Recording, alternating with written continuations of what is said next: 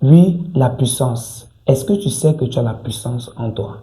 Est-ce que tu sais que tu as le pouvoir en toi? Est-ce que tu sais que tu peux changer les situations qui étaient déjà mortes et les ramener à la vie? Est-ce que tu sais qu'en toi, il y a une très grande puissance, mais inexploitée? Et aujourd'hui, je suis là pour te faire voir cette puissance inexploitée qui réside en toi. Oui, toi qui me suis. Oui, toi chrétien. Oui, toi enfant de Dieu. Nous les chrétiens aujourd'hui, nous les enfants de Dieu, nous souffrons parce que nous exploitons peu cette puissance. Et aujourd'hui, je suis venu te parler de cette puissance. Alors, moi, c'est le révérend pasteur Anthony David. Si tu es nouveau à la chaîne, abonne-toi parce que nous parlons ici de la parole de Dieu et nous avons des instants de prière presque tout le temps ici. Alors, si tu es nouveau, abonne-toi à la chaîne, like la vidéo si tu es béni et partage-la à plusieurs personnes pour qu'ils soient aussi bénis. Alors, quelle est cette puissance inexploitée qui réside en nous et qui vit en nous? Alors, nous allons ouvrir nos Bibles dans Jacques chapitre 3. Jacques chapitre 3, le verset 2 à 6. Nous bronchons tous de plusieurs manières. Si quelqu'un ne bronche point en parole, c'est un homme parfait, capable de tenir tout son corps en bride. Si nous mettons le mort dans la bouche des chevaux pour qu'ils nous obéissent, nous dirigeons aussi leur corps tout entier. Voici, même les navires qui sont si grands et que poussent les vents impétueux sont dirigés par un très petit gouvernail, au gré du polite. De même, la langue est un petit membre et elle se vante de grandes choses. Voici, comme un petit feu peut embraser une grande forêt. La langue aussi est un feu, c'est le monde de l'iniquité. La langue est placée parmi nos membres, souillant tout le corps et enflammant le cours de la vie, étant la même enflammée par la géhenne. Aujourd'hui, je vais te parler de cette puissance. Regardez que cette puissance vit en nous. Cette puissance demeure en nous. Cette puissance, Dieu nous l'a donnée. Je vais te dire une chose, chrétien, toi qui m'écoutes aujourd'hui. Tu as une très grande puissance en toi. Tu as un très grand pouvoir en toi. Et ce pouvoir et cette puissance, c'est ta langue. Oui, ta langue. Tu vas te dire, mais comment ma langue? Oui, ta langue. Ta langue a la capacité de changer les situations. Ta langue a la capacité de transformer les vies. Ta langue a la capacité de changer les vies, de dompter les situations, de ramener ce qui était mort à la vie. Ta langue a la capacité de chasser la maladie, de chasser la pauvreté, de chasser le chômage. Et ta langue aussi a la capacité d'appeler la maladie, d'appeler la mort. Regardez une chose, la Bible dit dans la version parole de vie, nous faisons beaucoup d'erreurs. Si quelqu'un parle sans faire d'erreur, il est parfait. Si quelqu'un parle sans faire d'erreur, il est parfait. Il peut être maître de tout son corps. Pourquoi nous ne sommes pas maîtres de nos membres? Pourquoi nous ne sommes pas maîtres de notre corps? Parce que beaucoup de personnes parlent mal. Il dit, nous faisons beaucoup d'erreurs. Si quelqu'un parle sans faire d'erreur, alors, je vais te dire une chose. Si tu commences à parler sans commettre d'erreur dans tes paroles, tu peux être capable de contrôler tout ton corps. Pourquoi beaucoup de personnes sont toujours malades? Parce que beaucoup de personnes contrôlent mal leur bouche. Parce que beaucoup de personnes contrôlent mal leur langue, leur langage. Si tu dis toujours, je suis malade, je suis malade, je vais demeurer toujours malade, dans ma maladie-ci, ma maladie dans mon corps-ci, la maladie-ci ne va jamais partir, la maladie-ci ne va jamais me quitter. Regarde, quand tu parles comme ça, tu es en train d'appeler la maladie dans ton corps. Tu es en train d'appeler la maladie dans ta chair. Parce que tu parles mal, la maladie viendra s'installer en toi. Il dit, il peut être maître de tout son corps. Si tu veux être maître de tout ton corps, ça veut dire que tu dois discipliner quelque chose qui est en toi, ta langue.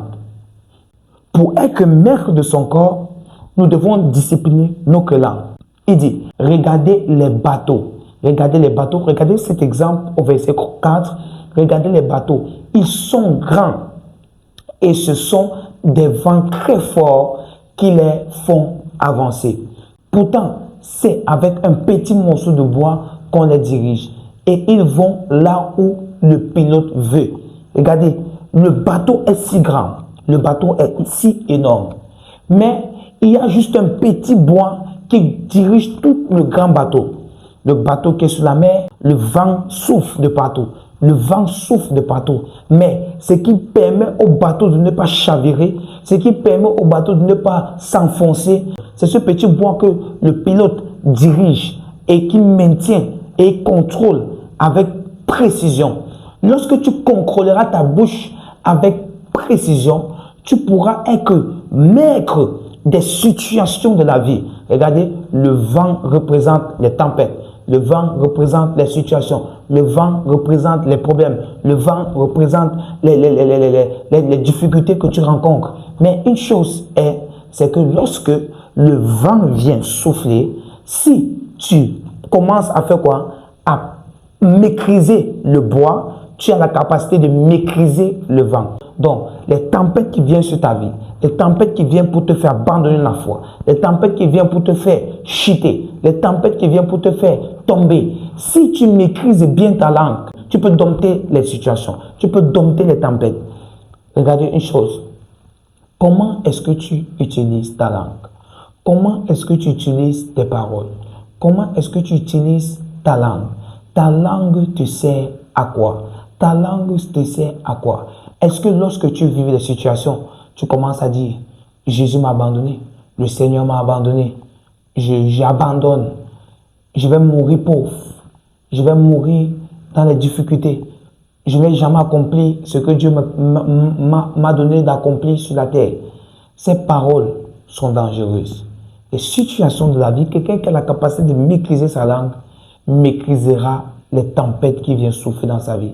Satan t'enverra les tempêtes de maladie, t'enverra les tempêtes de stérilité, t'enverra les tempêtes de blocage, t'enverra les tempêtes de non-avancement. Mais est-ce que tu restes focalisé sur ce que Dieu t'a dit et en le confessant par la parole?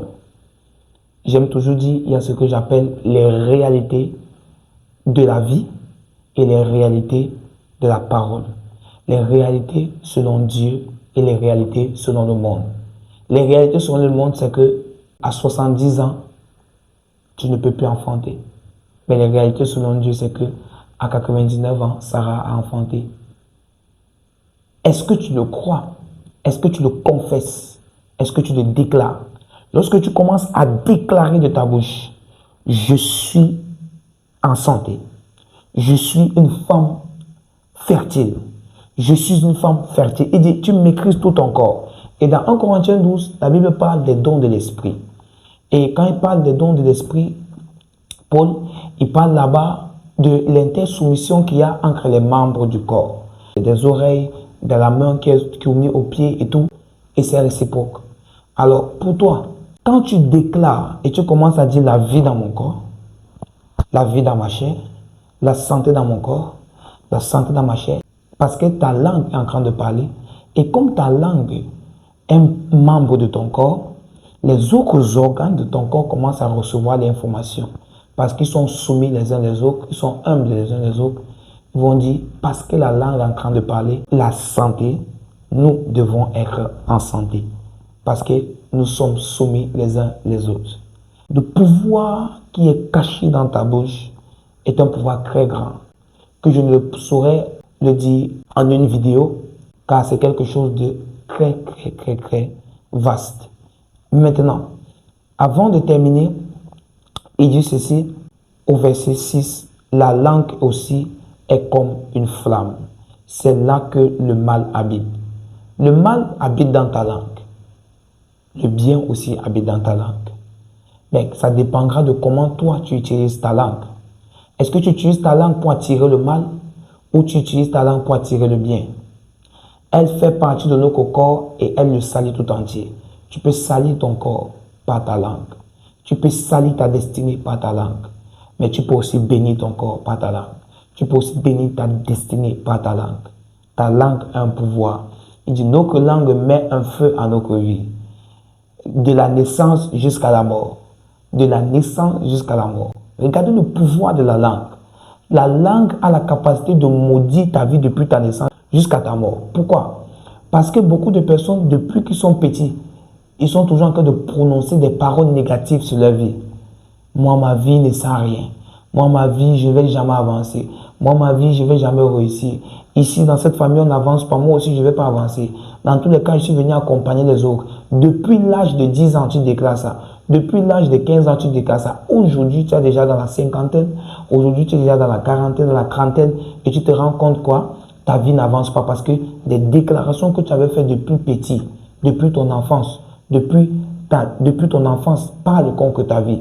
Et même dans la délivrance, des paroles qu'on déclare sur les enfants dès leur naissance ont de l'impact sur leur vie parce que les paroles ont la capacité de maudire et de bénir. Il dit, à la naissance, il dit, ce feu vient du lieu de la souffrance lui-même. Ce feu vient du lieu de la souffrance lui-même. Le feu de ta bouche, il y a un feu dans ta bouche. Et ce feu peut communiquer la vie, et ce feu aussi peut communiquer la mort. Tu as un feu dans ta bouche. Le feu, de manière logique, est utile pour deux choses. Le feu est utile pour la cuisson. Le feu est utile pour faire des choses bien avec. Mais tu peux aussi mal utiliser le feu et le feu devient un danger pour brûler, pour détruire. Tu as un feu qui peut être exploitable. Un feu dans ta bouche qui peut brûler les chaînes de l'ennemi. Qui peut brûler les attaques sataniques contre ta vie. Mais tu as aussi un feu qui peut brûler ta propre vie si tu l'utilises mal. Alors, dans cette première partie, utilise bien ta langue. Et si tu es toujours là jusqu'à la fin de cette vidéo, c'est parce que tu as été béni. Alors, ne manque pas de t'abonner à la page, like et laisse un commentaire pour me dire si tu as été béni. Que le Seigneur Jésus-Christ te bénisse abondamment, toi qui as suivi cette vidéo. Tu es béni au nom de Jésus-Christ. Amen.